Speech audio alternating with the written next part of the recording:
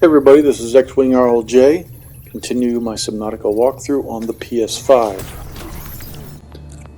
In this video we are going to make our first real depth dive in the game.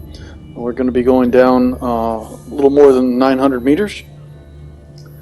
So you've got to make sure you're prepared for that. You've got to make sure you have your Mark III depth module for the Seamoth, because that is what you're taking for this. Systems online. So if you've been following all my videos for this walkthrough, the location, the crevice, the canyon, whatever you want to call it, where we picked up the blood oil, that's where we're headed to again. So just start from the life pod, or if you put a beacon above it, and turn to the southwest, just a little bit left of the southwest marker, and you'll find it there. Now make sure you bring the orange tablet. You're going to need that down here, as you will see. Those of you who have been following my videos, you'll know exactly where this place is at. Drop down in the cavern. This area right here at about 175 meters, 180 meters is where we picked up the blood oil. You're going to level off, head southwest, follow the right wall, and drop off the next ledge.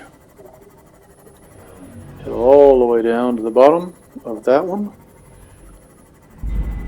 You're going to level off again, turn to the southwest, and follow the right wall.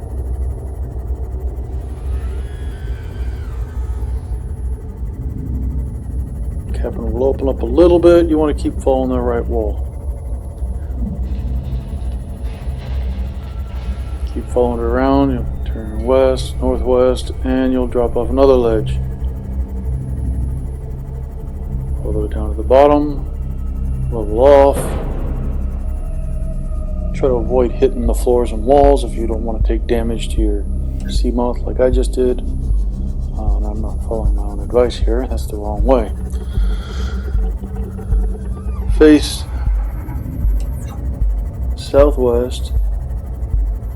Actually, in this case, it's northwest. Once you get down to this one, it's northwest. You're going to drop off the ledge again. You got to follow the right-hand wall. That's the reason you're heading northwest. And a nearby opening, leading to a biome with extensive fossilized remains. Once you get down to 600 meters, this is where we're going to make our first stop. We're going to head towards the south. This big cavern here. Be careful of that electric amp. It will follow you into this room a little ways. But there's also the jelly crabs, or whatever they're called. Ones that look kind of like big grinning skulls. Take the head off the Martian and Mars Attacks movie and put some crab legs on it, and that's about what it looks like. Different color. But anyhow, you're going to come into this cavern. You'll recognize it. It's got that huge skull in the bottom. Yes, that is the creature's skull. And then above it and around it, there are little bits of alien architecture technology. Now you can scan the skull for an entry into your data pad. Conversely, you can hold off on that until later. We'll see some a big rib cage. You can scan that as well for the same data pad entry. You only need to scan one of them to get that entry. Okay, over here on the opposite side of the room from where you came in, you'll see this door. It's got this force field blocking it off. Now, in order to get through there, you're going to have to interact with this pedestal here and give it your orange tablet. Hopefully you've scanned your tablet so you have the blueprint for it, so you can make your own later, because you're going to need more. Once you put that tablet in, it'll shut off the force field, and you can go ahead and head inside. Now, there's nothing in here that's dangerous. No aggressive creatures. Nothing follows you in here, so you don't have to have any worries about that. There's some rubies in here, and some, a couple of things that you might want. Basically, the real important things are the if you're trying to get all the data pad entries you can, scan the plants, scan these pedestal things here, these display cases, whatever you want to call them. And then there's the important thing, which is the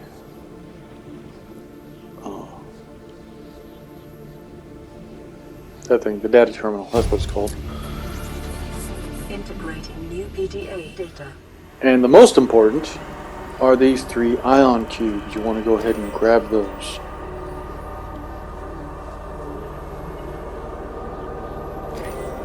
Ion cubes are the primary ingredients for the tablets, both purple and orange. So they're helpful with that, and for that, if in case you have trouble finding tablets, you can just make yours. But they're also used to power technology. Now here's another cuttlefish egg. If you remember, we picked one up at the Degassi base. I told you I'd show you one more. This is it. So if you didn't get the one at the Degassi base, you can still get the trophy for hatching the egg and releasing it by picking up the one here. I don't know if you saw it earlier, but we got notification that the cuttlefish egg and another egg were identified. That means that those eggs have hatched. And since I'm in here and safe, I'll go ahead and drop off some of this stuff that I picked up just to clear up some inventory. Go ahead and head out. Now in this next room, the rooms we were in before we came in here, you saw that there were some rubies in there, so I'll be grabbing some of those. But additionally, there's a few nickel ore. Now this room doesn't have very many, or rather that room doesn't have very many nickel ore. But I'm going to go ahead and grab them. And then we're going to head to another location where there's a lot more nickel ore available. But first things first, grab the ones that were nearby. So I'm just going to come out here, keep an eye out for the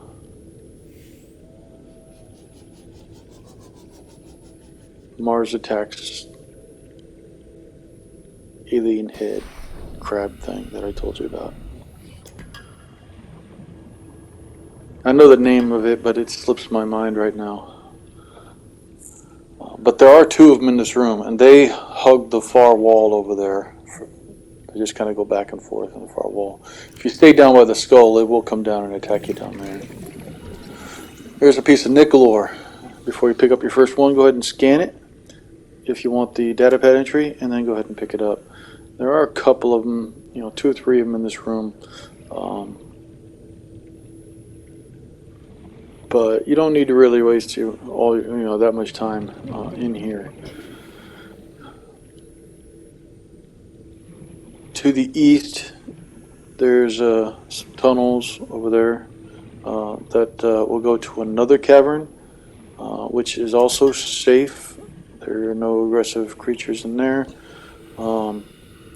And there's a bunch of there's some quartz, a bunch of rubies. There are a few nickel in there as well.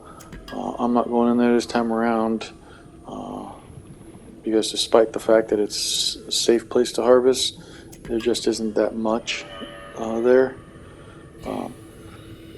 I didn't mention earlier, but that green stuff on the floor, we're underwater.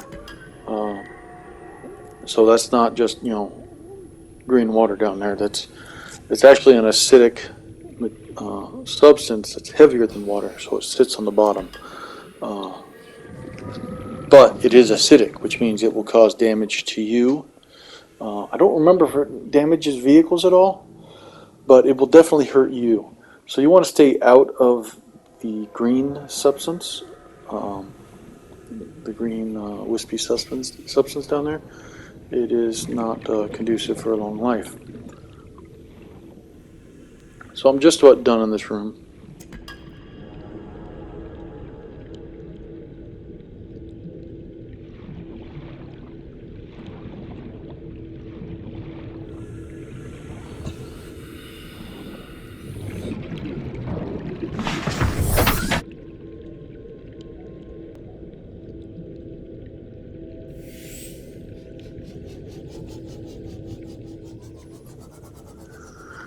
And so we're going to head back out the same way we came in, of this room. I'm not going back up. I'm just leaving this room. Keep an eye out for that electric ant eel. You don't want them to notice you and come attack you.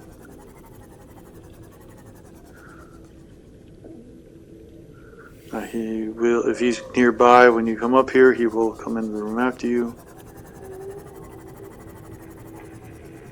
There he is there, and he has noticed me, so I'm going to back up a little bit. And of course, you know, what's a good escape without running into a wall? He turned around. Wait for him to move on. Make sure I'm not being attacked by the jelly crab, whatever he's called. Once he moves off a little bit, preferably slightly to the left, you're going to leave this room and again hug the right side. There's a little bit of wreckage down here, and there is some more of that green stuff. Follow it over this little lip. And you're going to see a little waterfall looking thing in the distance of the waterfall of this green stuff, and a river. You are now going to follow this river through several caverns. You're mostly going to be hugging the left wall. Now those jelly crab things,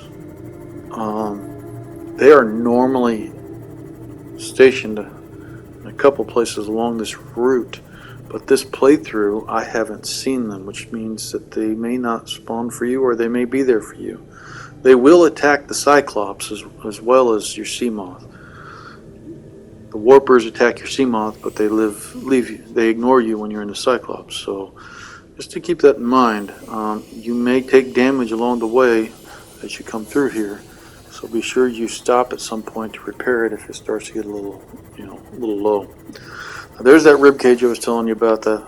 You can scan it or the skull that we already visited. Terrain scans indicate this biome contains unusually high concentrations of organic and fossilized remains. So if you didn't get it earlier and you still wanted to get that data pad entry for scanning it, you can stop here and swim over and scan those ribs. Be careful of that ant eel, that electric ant eel over there though. You're going to keep going, hugging the left wall.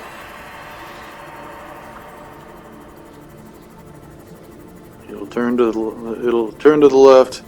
You're going to keep going. You're going to keep following this green river, hugging the left wall. Another electric ant eel. When you get here, you'll see on the far end,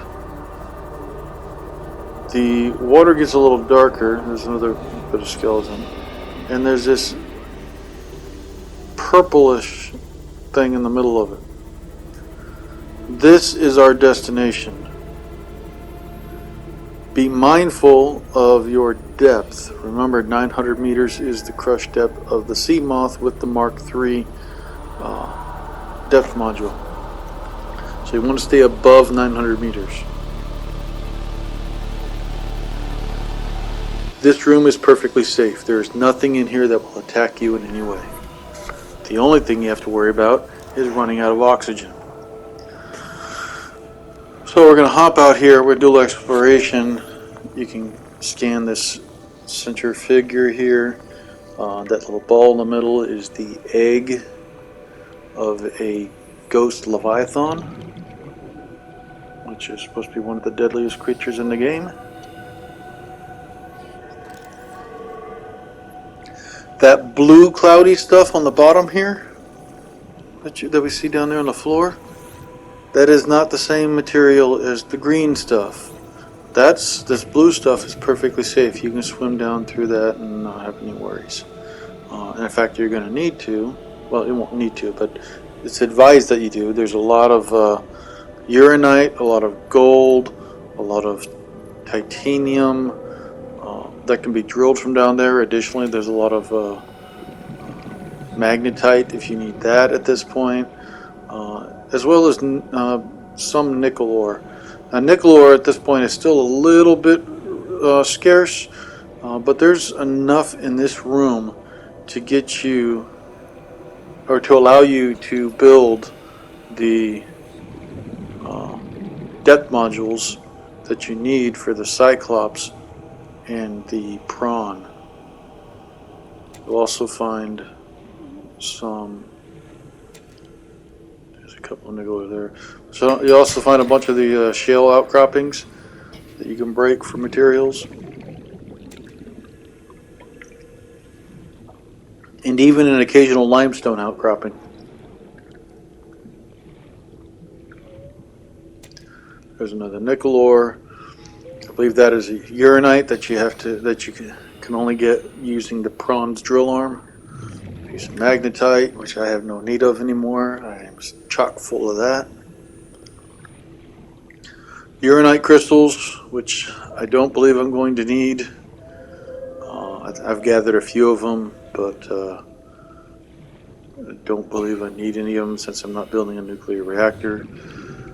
We just passed a couple of titanium outcroppings, which you need the Titans or the prawn's drill arm for. Yeah, right here is another uranite crystal. That's a piece of nickel ore.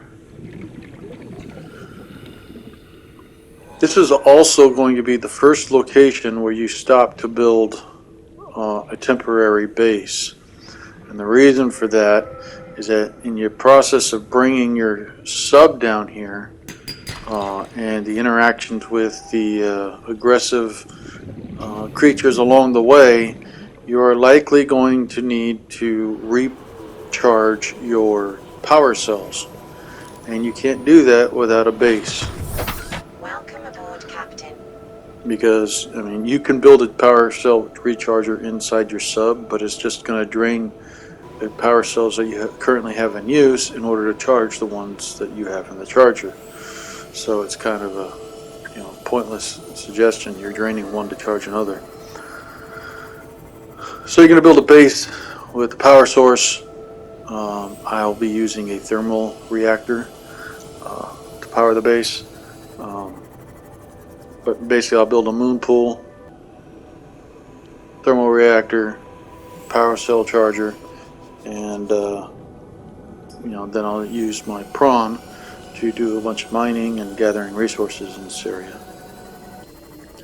The next alien structure that we're going to visit is also going to be down here, and you're going to be using the prawn for that primarily.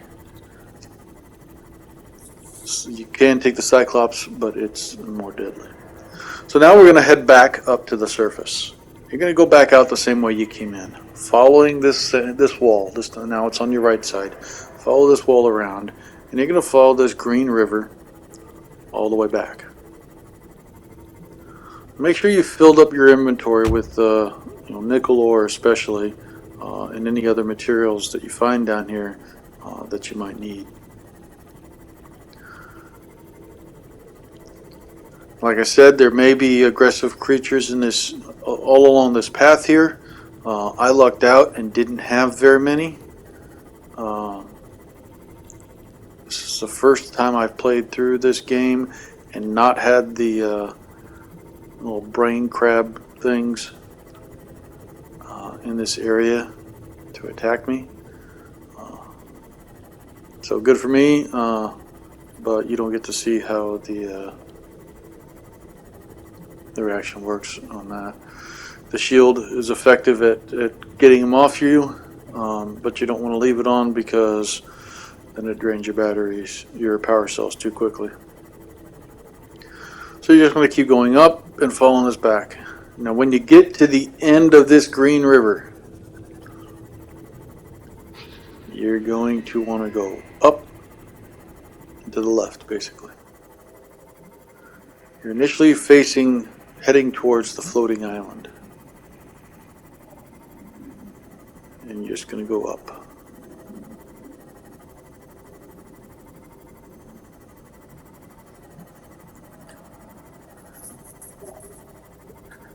And once you've ascended far enough, you will turn towards the left and come to face the direction of the base, your base, if you will, in the same location as mine. Now there's You know, as you saw a second ago, I flew past an electric camp eel. There are warpers. As long as you don't stop moving, you're pretty safe. A warper may pull you out of your sea moth, but you just get right back in it and take off, and you'll be pretty safe. Shouldn't take any damage. And you're back to the surface. I'm back to your base, and we will continue this with the building of what you need on the next video. Thanks for watching.